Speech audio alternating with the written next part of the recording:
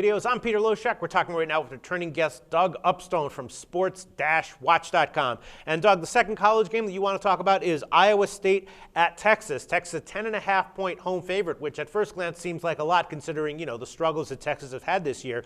But they're playing a lot better now. This is a big revenge game for Texas from the game against Iowa State 2 years ago. So I'm not exactly sure what you're going to say here. I'm thinking that maybe the under 57.5 might be a good play because, Texas defense has really stepped it up in the past few weeks. What do you like here, Doug Upstone? Well, in this case, I keep, for whatever reason, keep gravitating towards Iowa.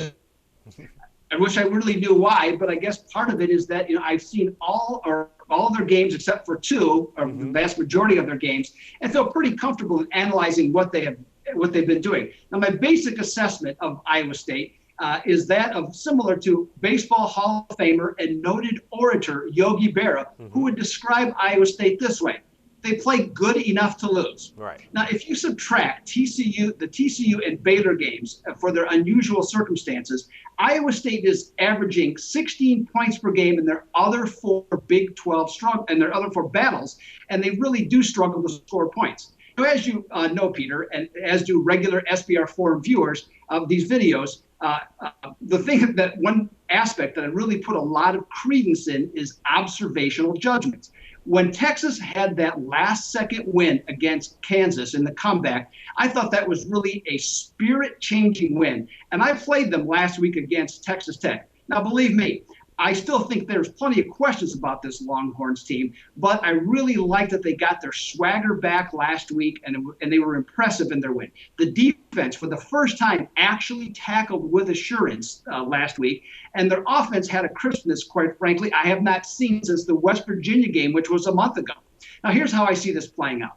Texas averages 45.7 points per game in Austin, and Iowa State will be without two very important starting defensive players in linebacker Jake Knott and cornerback Jensen Watson.